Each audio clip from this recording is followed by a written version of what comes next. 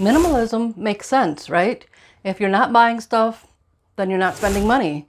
But is that actually true? Because I've seen people clear out their entire house only to turn around and buy a whole new set of minimalist gear to match the look they think they're supposed to have. And I've seen others jump into minimalism thinking it'll solve their money problems, but they still spend emotionally. They buy impulsively, or they just make purchases because they're stressed. So in this video, we're asking the real questions.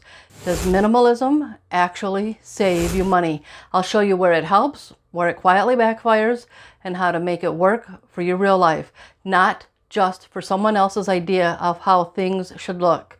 Minimalism is often sold as the antidote for overspending, clutter, and chaos.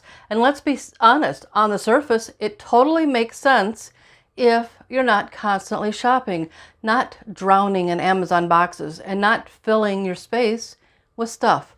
Then, of course, you're going to spend less, right? You hear things like, own less, live more. Less stuff means more freedom. Clear your space, clear your mind. And those ideas are so appealing when your finances feel out of control, when you're overwhelmed by bills or buried under things that you barely use. The idea of simplifying everything feels like it might be the reset button you've been looking for. And to be fair, sometimes it really is. That's why I want to give credit where it's due. There are some real financial benefits to minimalist living, especially when you're using it intentionally. Here's what I mean. You buy less by default when you're consciously avoiding excess. You're less likely to impulse buy or fall for every sale. You pause before purchases. You start asking yourself questions like, do I really need this? Is this adding value to my life? You break out of the more is better loop, that constant itch to upgrade, whether it's the latest phone, another tool for your garage, kitchen gadget, gaming console, or some new tech that solves a problem you didn't even know you had. It starts to fade. You start to realize you don't need a new wardrobe or the next cool gadget just because it's on sale. You don't need to keep chasing features or filling your space with stuff you'll barely use. And for some people, especially if you've got a family or you're the one managing the household finances, minimalism can feel like relief. Fewer purchases, fewer decisions, fewer things demanding your time and money. And all of that, that's real.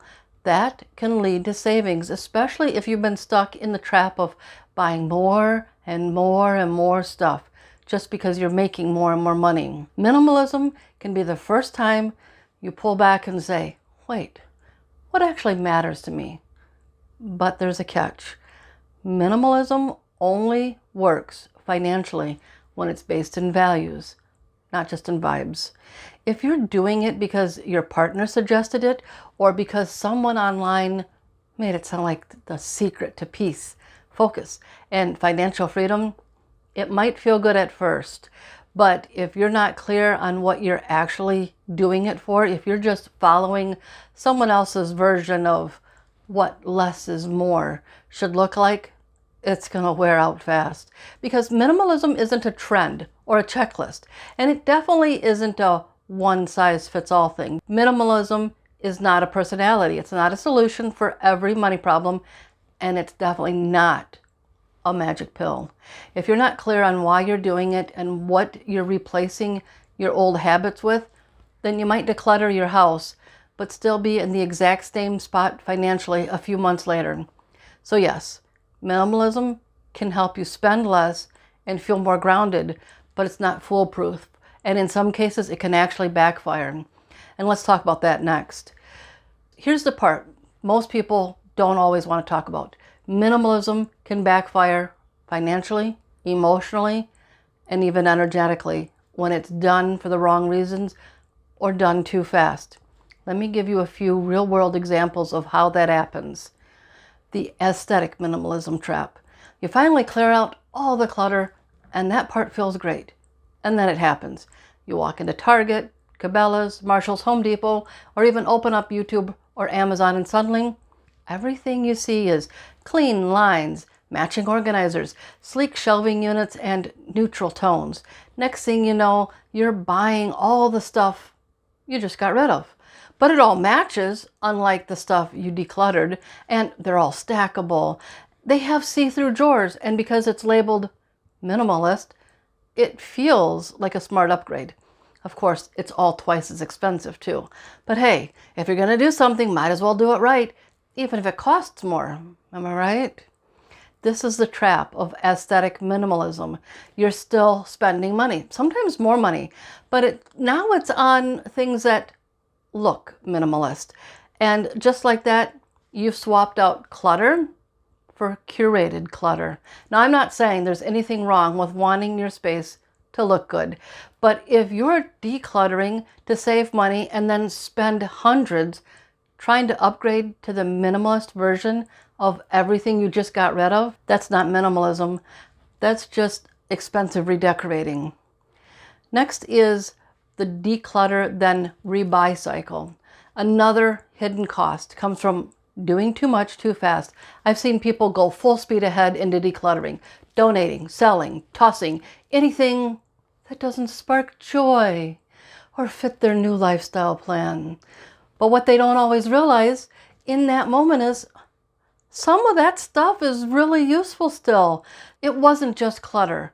It was tools, supplies, backups, or seasonal items that you're going to need eventually. And guess what happens 6 months later? You go right back to the store and rebuy the exact kind of things that you got rid of in the first place.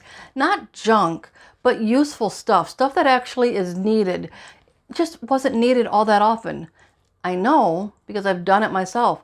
When my kids were all grown, I downsized a lot.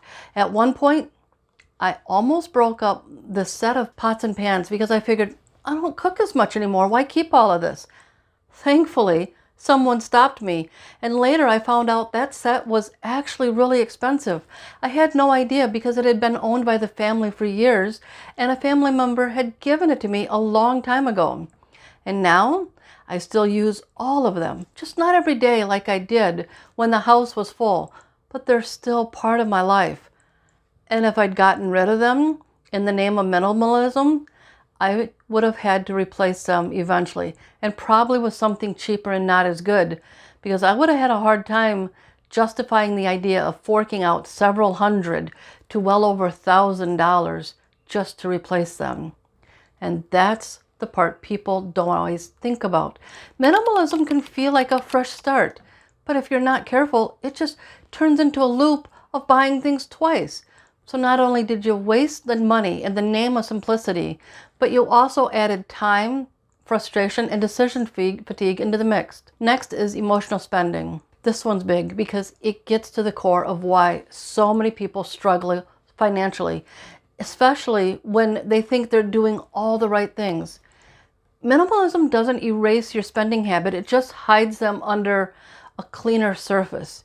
You can have empty shelves, minimalist furniture, and no visible clutter, and still be impulse buying online late at night, making emotionally driven purchases, or using money as a form of escape.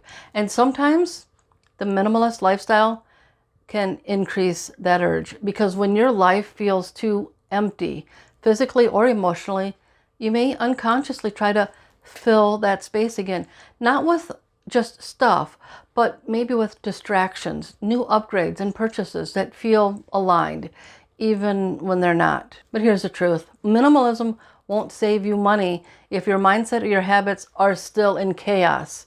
So if you've tried minimalism and felt like it didn't work, or it worked for a while, but then you ended up right back where you started, you're not broken. You just need a better strategy. Let's talk about how to make minimalism actually work for your finances. Minimalism is not the goal. Financial freedom is. Minimalism is just one possible tool to help you get there, but it's not the only one, and it's definitely not the answer for everyone. Some people thrive in a minimalist space. They love having a capsule wardrobe, a nearly empty garage, and a clean surface in all of their spaces. Others They like their workshop full of tools, their shelves lined with books, or their kitchen stocked with every spice known to mankind. And both of those lifestyles are valid and can achieve financial freedom as long as they're intentional. The problem isn't having more stuff. The problem is having stuff that doesn't match your life, your values, or your financial goals. The real secret is purposeful ownership. What you want is to purposefully own the things you have. That means everything you own serves a role, even if that role is seasonal or once a month, or when the water heater explodes and you need that one weird wrench that you've never used except for one other time when something broke.